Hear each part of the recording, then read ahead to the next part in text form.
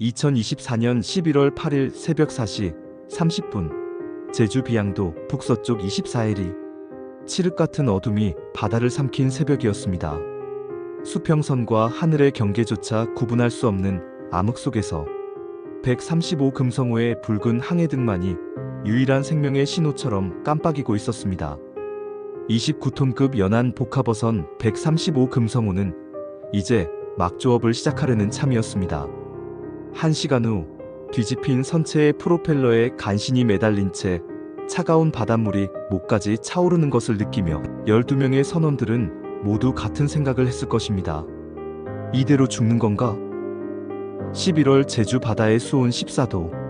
의학적으로 인간이 버틸 수 있는 시간은 30분이 채 되지 않았습니다. 그들은 알지 못했습니다. 그들 중 한 명이 곧 전 세계를 울릴 영웅이 될 것이라는 사실을. 그리고 이날의 73분이 대한민국 해양 역사에 영원히 기록될 기적의 시간이 될 것이라는 사실을 말입니다. 새벽 4시 30분 모든 것은 평온했습니다. 갑판장은 늘 그랬듯 가장 먼저 일어나 갑판을 점검했습니다. 20년째 바다와 함께 살아온 그에게 이 아침은 수천 번째 맞는 평범한 조업의 시작이었습니다. 어둠 속에서도 능숙하게 그물을 정리하며 오늘도 무사히 귀향하기를 마음속으로 빌었습니다. 막내가 하품을 하며 갑판으로 올라왔습니다. 6개월 전 육지 생활을 청산하고 바다로 나온 새내기였습니다. 대학을 중퇴하고 선원이 되겠다고 했을 때 부모님의 반대가 심했지만 그는 자신의 길을 선택했습니다. 이강철은 늘 그래왔듯 선배로서 조언을 아끼지 않았습니다. 바다에서 일찍 일어나는 것이 얼마나 중요한지, 안전수칙을 왜 철저히 지켜야 하는지를 차분히 설명해주곤 했습니다. 선장실에서는 선장이 해도를 펼쳐놓고 오늘의 조업구역을 확인하고 있었습니다. 35년 경력의 베테랑 선장이었지만 바다 앞에서는 늘 초심자의 마음이었습니다. 어제 북서쪽에서 고등어떼가 많이 잡혔다는 소식을 듣고 오늘은 그쪽으로 향할 계획을 세우고 있었습니다. 기관실에서는 기관장이 엔진을 점검하고 있었습니다. 2주 후면 외동딸의 결혼식이었습니다.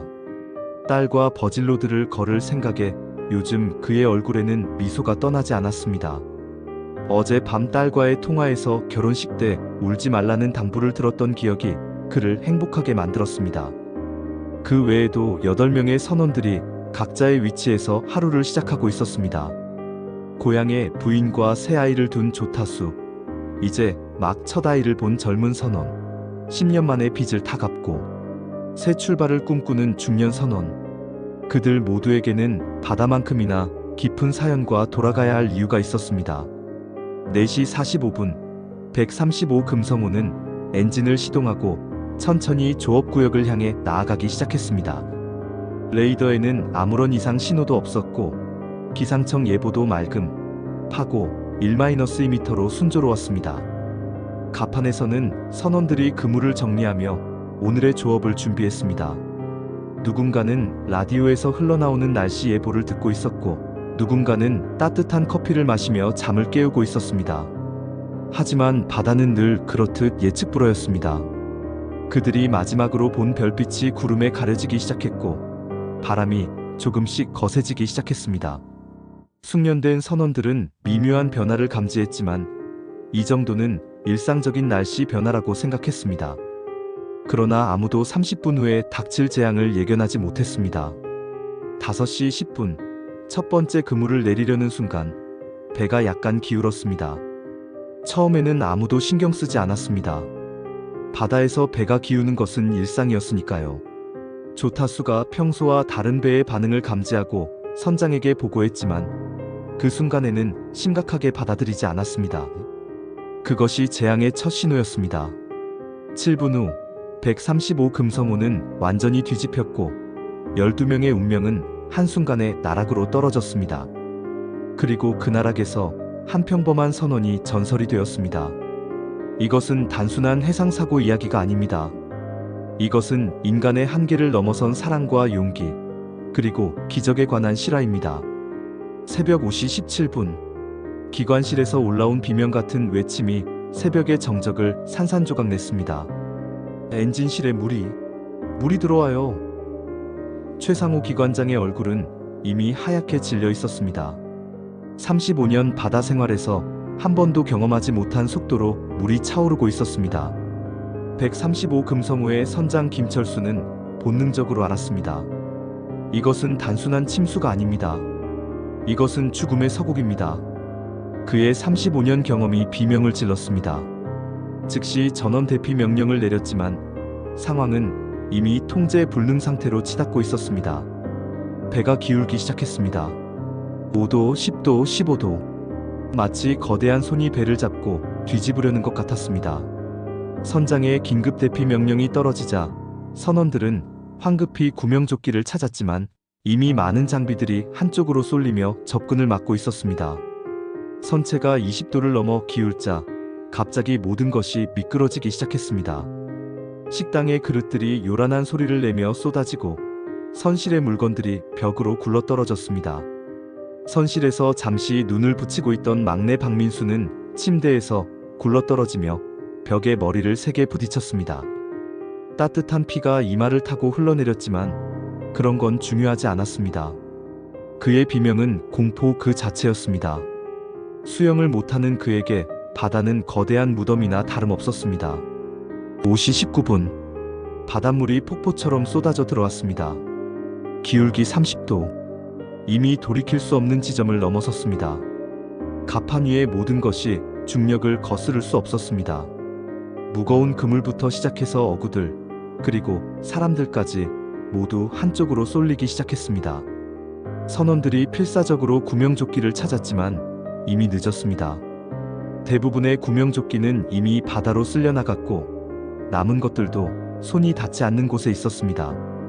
이강철은 필사적으로 난간을 붙잡으며 동료들을 살폈습니다.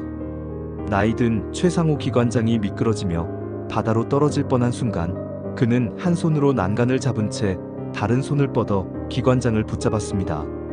기관장은 딸의 결혼식을 가야 한다며 애원했지만 이강철은 포기하지 말라고 격려했습니다. 5시 21분 45도. 배는 이제 거의 옆으로 누운 상태였습니다. 더 이상 서 있을 수 없었습니다. 선원들은 미끄러지는 갑판 위에서 필사적으로 무언가를 붙잡으려 했지만 매끈한 갑판은 그들을 거부했습니다. 조타수 정우성은 조타실 문을 붙잡고 있었지만 손에서 힘이 빠지기 시작했습니다. 고향에 있는 새 아이의 얼굴이 스쳐 지나갔습니다. 막내딸이 아빠에게 고기 많이 잡아오라고 했던 말이 환청처럼 들렸습니다. 그때였습니다. 20년 경력의 갑판장 이강철이 마지막 힘을 짜내어 고함쳤습니다. 배가 완전히 뒤집히면 프로펠러를 잡아. 그것만이 유일한 희망이야. 하지만 그의 절규 같은 외침은 바다의 굉음과 동료들의 비명에 묻혀 제대로 전달되지 않았습니다. 그래도 몇몇이 그의 말을 들었고 그것이 나중에 그들의 생명줄이 되었습니다. 5시 22분 배가 70도까지 기울었습니다. 이제 1분도 채 남지 않았습니다. 선원 이수혁은 10년 만에 모든 빚을 갚고 새 출발을 준비하고 있었습니다. 다음 달이면 작은 횟집을 열 계획이었습니다.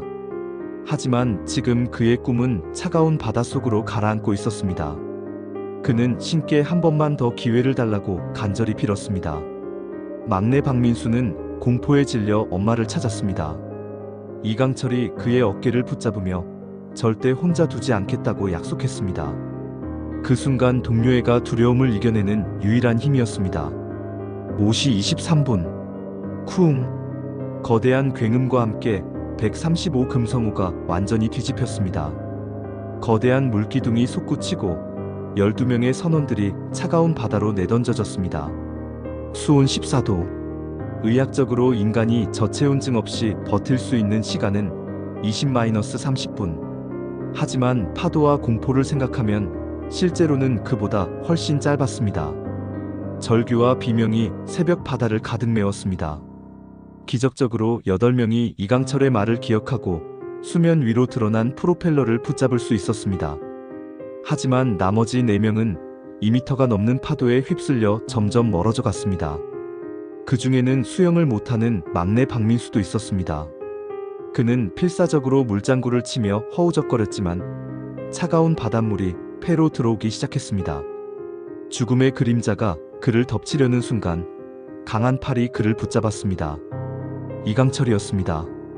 그는 자신이 붙잡고 있던 프로펠러에서 손을 놓고 막내를 구하러 온 것이었습니다. 막내를 프로펠러까지 밀어 올린 후에야 자신도 간신히 매달릴 수 있었습니다. 바다는 무자비했습니다.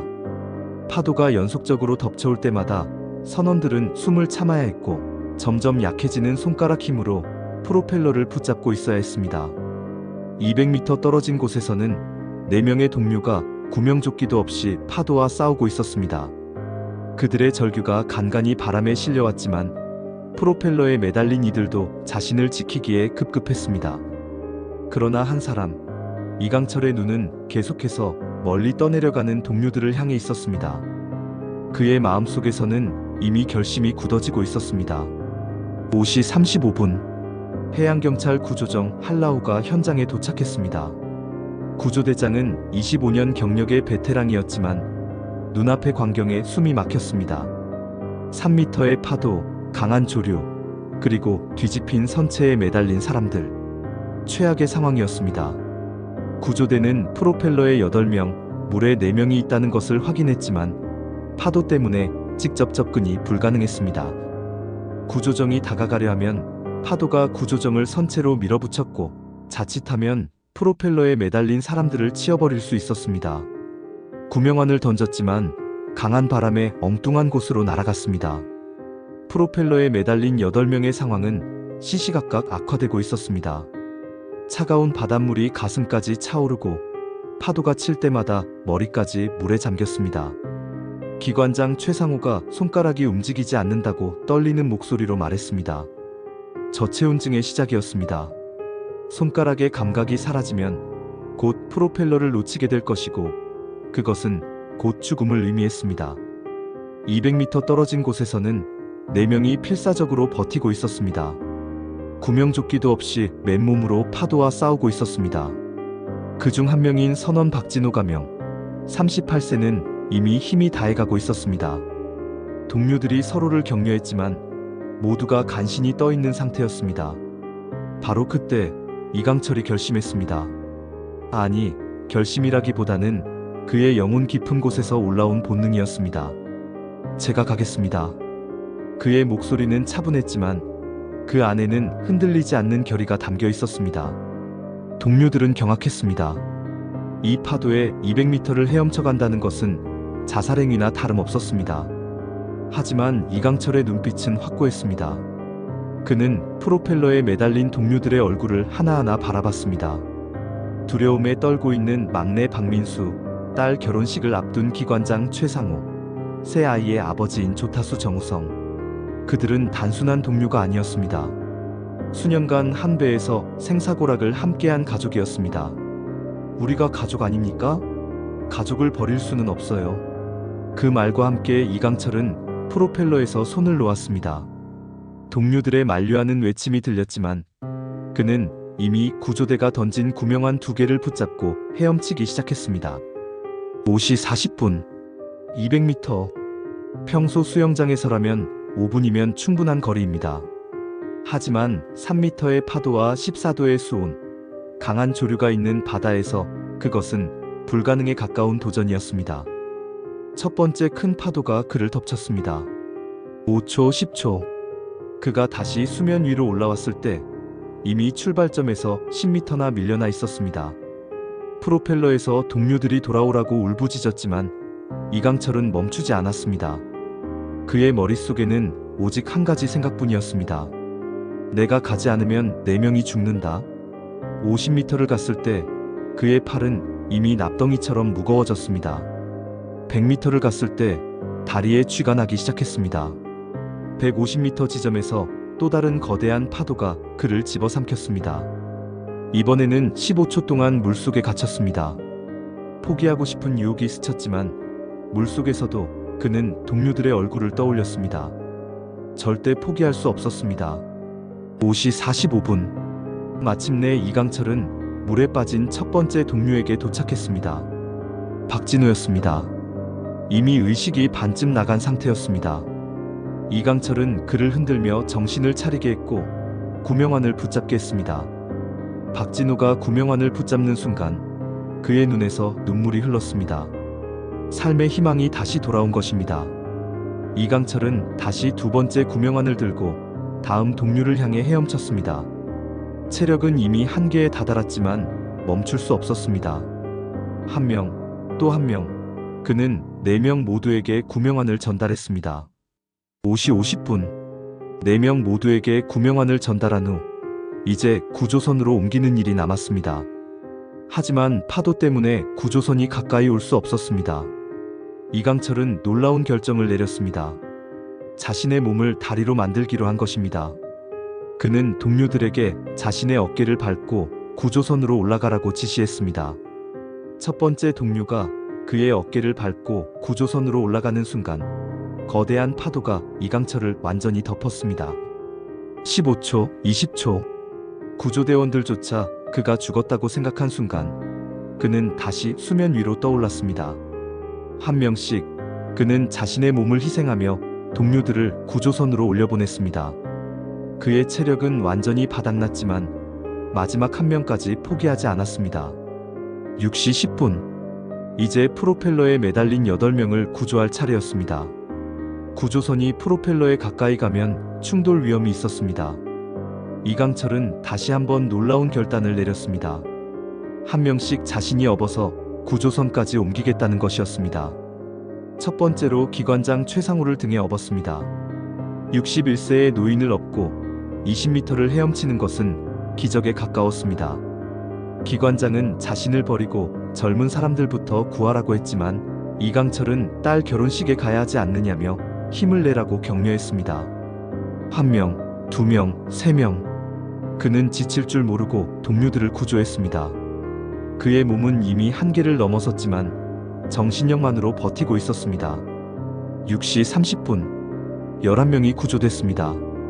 이제 이강철 혼자 남았습니다. 그의 체력은 완전히 소진됐습니다.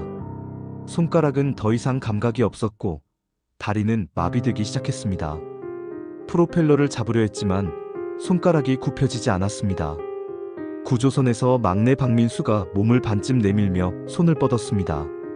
11명의 구조된 동료들이 모두 난간에 매달려 손을 뻗었습니다. 그들의 간절한 외침과 함께 마침내 이강철이 구조선에 올려지는 순간 135 금성호의 마지막 프로펠러 끝이 바닷속으로 영원히 사라졌습니다. 단 1분만 늦었어도 이 이야기는 완전히 다른 비극이 되었을 것입니다. 2024년 11월 9일 마이너스 뉴스의 시작. 사건 다음 날 아침 한국의 주요 언론들은 이 사건을 단순한 해상사고로 보도했습니다. 제주 인근 어선 전복 12명 전원 구조라는 제목의 단신 뉴스였습니다. 하지만 오후가 되면서 상황이 완전히 바뀌었습니다. 제주해양경찰서에서 생존자들의 증언을 듣던 경찰관들이 놀라운 사실을 발견한 것입니다. 12명이 살아난 것은 운이 아니라 한 사람의 초인적인 희생 덕분이었다는 것을 말입니다. 제주해경의 한 수사관은 30년 경력에서 처음으로 조서를 작성하다 눈물을 흘렸습니다. 한 사람이 12명을 구한다는 것이 과연 가능한 일인지 믿기 어려웠습니다. 생존자들의 증언이 하나둘 언론에 알려지기 시작했습니다. 기관장 최상호는 이강철을 신이 보낸 천사라고 표현했고 막내 박민수는 형님은 우리 12명의 목숨과 자기 목숨을 바꾸려 했다고 증언했습니다. 선장 김철수는 프로펠러를 놓고 물에 빠진 사람들을 구하러 갔을 때 우리는 모두 그가 돌아오지 못할 거라 생각했다고 회상했습니다. 11월 10일 KBS는 구시 뉴스 전체를 이 사건에 할애했습니다. 한 여성 앵커는 방송 도중 여러 번 말을 멈춰야 했습니다. 한 평범한 선원이 보여준 용기가 12개 가정의 행복을 지켜냈다는 사실에 감동한 것입니다. 취재진이 최상호 기관장의 딸을 인터뷰했을 때 그녀는 웨딩드레스를 입은 채로 나타났습니다. 아버지와 함께 버질로드를 걸을 수 있게 해준 은인을 평생 모시겠다는 그녀의 말에 많은 시청자들이 눈물을 흘렸습니다. 막내 박민수의 어머니는 인터뷰 내내 울음을 멈추지 못했습니다. 수영을 못하는 아들을 자신의 안전도 포기하고 구해준 은인에게 어떻게 감사를 표해야 할지 모르겠다고 했습니다. 이 소식은 빠르게 전국으로 퍼져나갔습니다. 소셜미디어에서는 해시태그 제주바다 이영웅 해시태그가 실시간 트렌드 1위에 올랐고 수많은 사람들이 감동과 존경의 메시지를 남겼습니다. 대통령실에서도 공식 성명을 통해 한 선원의 숭고한 희생정신이 대한민국의 자랑이라고 발표했습니다. 11월 15일 CNN이 이 사건에 관심을 갖기 시작했습니다. 한 특파원이 긴급 취재를 시작했고 This is not just a rescue story. This is about the ultimate sacrifice. One human can make for others라는 리포트를 전 세계에 전했습니다. CNN은 즉시 특별 다큐멘터리 코리안 미러컬 애쉬 더 맨 후 세이브드 12 제작을 결정했습니다. 이 다큐멘터리는 147개국에서 동시 방영되었고 전 세계 시청자들에게 깊은 감동을 전했습니다. BBC는 이강철을 21세기의 진정한 영웅으로 명명했습니다. 그들은 슈퍼히어로가 아닌 평범한 인간이 보여줄 수 있는 가장 숭고한 희생이라고 평가했습니다. 일본 NHK는 정규방송을 중단하고 특별 뉴스를 편성하며 이웃나라 한국의 한 선원이 보여준 용기는 전 인류에게 교훈이 된다고 보도했습니다. 프랑스 르몽드는 바다 위의 쉰들러라는 표현을 썼고 독일 슈피겔은 현대판 타이타닉의 진정한 영웅이라고 극찬했습니다. 러시아, 중국, 인도 등 세계 각국의 언론들이 앞다투어 이 놀라운 이야기를 보도했습니다. 국제해사기구 IMO 134차 이사회 175개 회원국 대표들이 모인 이 자리에서 역사적인 결정이 내려졌습니다. 사무총장이 연단에 섰을 때 회의장은 숨소리조차 들리지 않을 정도로 조용했습니다. 그는 2024년 11월 8일 대한민국 제주 해상에서 일어난 일이 단순한 구조활동이 아니라 IMO가 추구하는 해상에서의 인명 안전이라는 가치를 가장 완벽하게 구현한 사례라고 설명했습니다. 이강철 선원이 자신의 생명을 완전히 포기하고 12명의 동료를 구한 것은 인류가 추구해야 할 최고의 가치를 보여준 것이라고 강조했습니다. 따라서 IMO는 만장일치로 이강철 선원에게 2025 IMO 어드 포 익셉셔널 브레이버리 애쉬를 수여하기로 결정했습니다. 175개국 대표 전원이 기립했습니다. 박수가 10분간 이어졌습니다. 여러 대표들이 눈물을 훔쳤습니다. 미국 대표는 이것이 진정한 리더십이라고 했고 러시아 대표는 국경을 초월한 인간애의 극치라고 평가했습니다. 중국 대표는 전 세계 선원들이 본받아야 할 모범이라고 찬사를 보냈습니다. 이 결정은 IMO 역사상 가장 빠른 만장일치 결정이었습니다.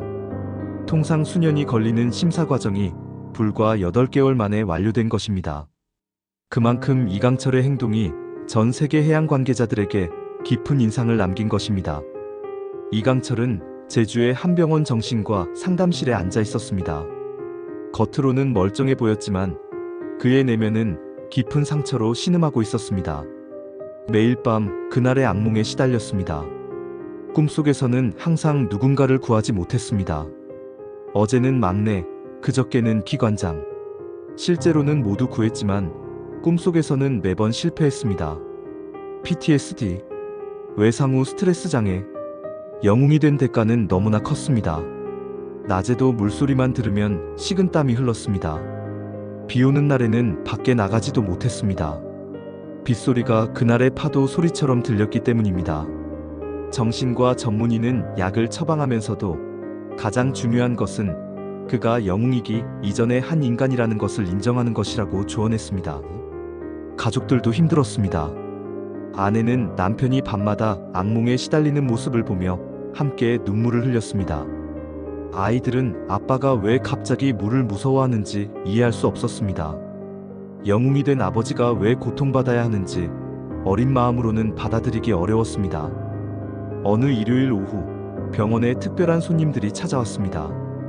135 금성호의 생존자 12명 전원이었습니다. 기관장 최상호가 가장 먼저 병실로 들어왔습니다. 그의 옆에는 웨딩드레스를 입은 딸이 있었습니다. 딸은 이강철 앞에 무릎을 꿇고 감사 인사를 전했습니다. 아버지를 살려주어 버질로드를 함께 걸을 수 있게 해준 은혜를 평생 잊지 못하겠다고 했습니다. 막내 박민수는 가족들이 모은 치료비를 전달하려 했지만 이강철은 거절했습니다. 동료가 살아있는 것만으로 충분하다고, 그것이 최고의 보답이라고 말했습니다.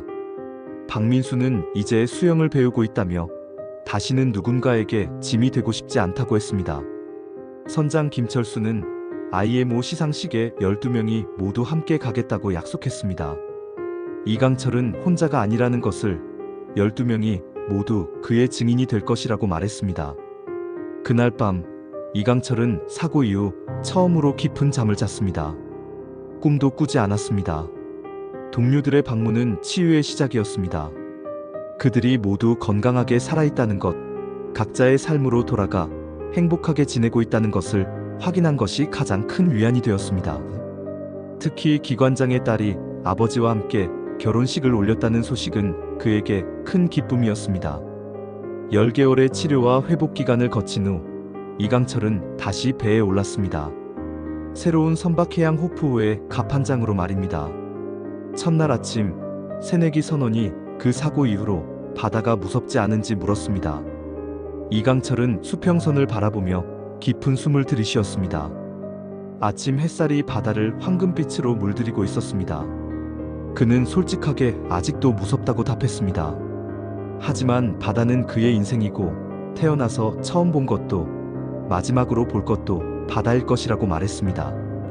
그날 바다가 잔인했지만 동시에 12명을 구할 수 있는 기회를 주었다고, 만약 파도가 조금만 더 높았거나 수온이 조금만 더 낮았다면 모두 살아나지 못했을 것이라고 설명했습니다. 젊은 선원이 그를 영웅이라고 했지만 이강철은 자신은 그저 해야 할 일을 한 평범한 사람일 뿐이며 진짜 영웅은 끝까지 포기하지 않고 버텨준 12명의 동료들이라고 답했습니다. 그는 젊은 선원에게 언젠가 선택의 순간이 올 것이라고, 자신의 안전과 동료의 생명 사이에서 선택해야 할 순간이 올 때 마음이 답을 알려줄 것이라고 조언했습니다. 런던의 IMO 본부 대강당. 전 세계 해양 관계자 500명이 모인 가운데 시상식이 시작됐습니다. 이강철은 검은 정장을 입고 단상에 올랐습니다. 그의 뒤에는 135 금성호의 11명 생존자들이 나란히 서 있었습니다. IMO 사무총장이 트로피를 전달하며 악수를 청했습니다. 그는 이강철이 전 세계 선원들의 롤모델이라고 말했습니다. 이강철이 마이크 앞에 섰을 때 500명의 시선이 그에게 집중됐습니다. 그는 먼저 영어를 잘 못해 한국어로 말하는 것을 양해해달라고 했습니다. 그리고 자신은 영웅이 아니라고, 그저 20년간 바다에서 일해온 평범한 선원이라고 말했습니다. 그날 자신이 한 일은 특별한 것이 아니었으며 옆에 있는 11명의 동료 중 누구라도 같은 상황이었다면 똑같이 행동했을 것이라고 했습니다. 진짜 영웅은 극한의 공포 속에서도 서로를 격려하고 끝까지 포기하지 않은 동료들이라고 강조했습니다. 그날 깨달은 것은 바다에서 가장 중요한 것이 최신 장비나 뛰어난 기술이 아니라 서로를 향한 신뢰와 사랑이라는 것이었다고 말했습니다.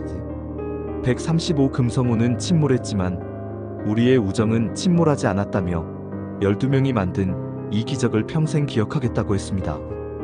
마지막으로 전 세계 바다에서 일하는 모든 분들에게 우리는 혼자가 아니며 하나의 큰 가족이라고, 서로를 믿고 지켜주는 것이 바다에서 살아남는 유일한 방법이라고 전했습니다.